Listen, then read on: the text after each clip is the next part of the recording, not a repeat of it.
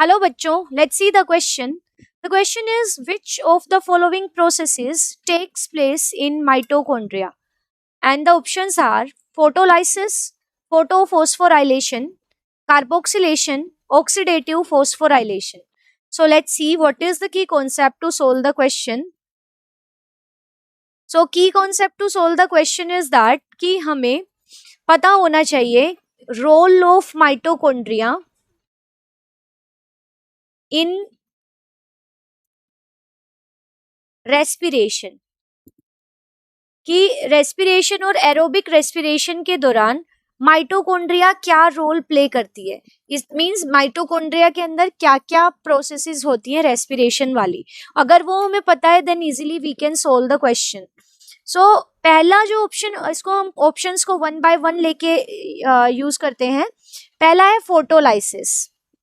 तो अगर हम बात करें फोटोलाइसिस, तो photo means light and lysis means break down. So photolysis means यहाँ पे होता है ब्रेक डाउन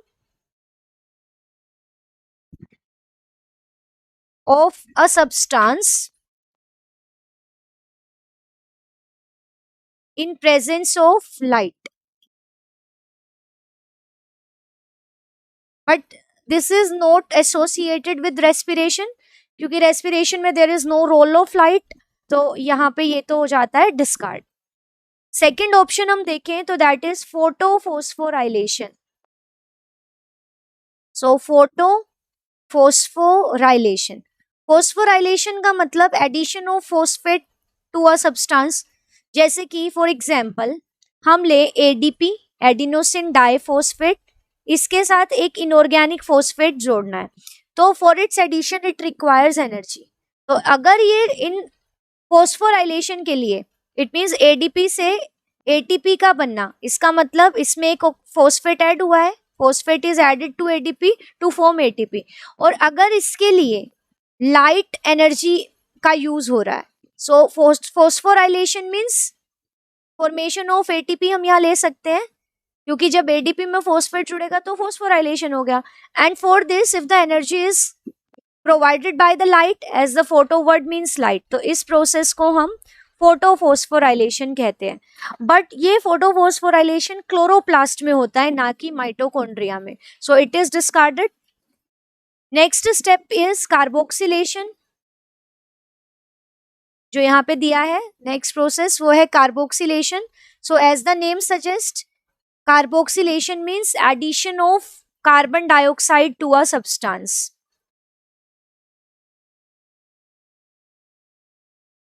तो carboxylation is not associated with respiration, rather इसमें तो डी कार्बोक्सिलेशन होगा, मीन्स जो रेस्पिरेटरी सबस्ट्रेट है उससे CO2 का रिमूवल होगा, लेकिन कार्बोक्सिलेशन नहीं होगा. So this is not true, so it is discarded. अब जो नेक्स्ट ऑप्शन हमें दिया है that is oxidative phosphorylation. So let's understand it. So oxidative phosphorylation. So as I told कि फोस्फोराइलेशन का मतलब होता है किसी केमिकल के अंदर फोस्फेट ग्रुप का ऐड होना. सो इसको हम डिफाइन कर सकते हैं synthesis of energy rich compounds, क्योंकि जब फोस्फेट ग्रुप ऐड होगा तो उसके लिए हाई एनर्जी की रिक्वायरमेंट होगी. तो synthesis of energy rich compounds such as ATP with the help of energy, and this energy is coming from the oxidation. So energy liberated during oxidation of, oxidation of reduced coenzymes such as NADH H positive and FADH2. So we know कि हमने पढ़ा है कि Krebs cycle के दौरान और glycolysis के दौरान ये रिड्यूस्ड कोएंजाइम्स बनते हैं NADH एंड FADH2. और जब इनका ऑक्सीडेशन होता है, जब NADH एंड H पॉजिटिव का ऑक्सीडेशन होगा, so it will lead to formation of NAD positive. And जब FADH2 का ऑक्सीडेशन होगा, oxidation means removal of hydrogen, तो it will yield FAD.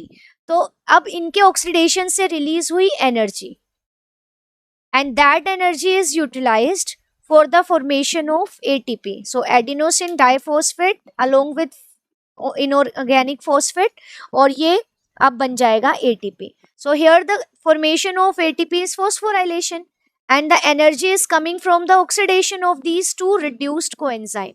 So this process is oxidative phosphorylation, and this process occurs in the mitochondria.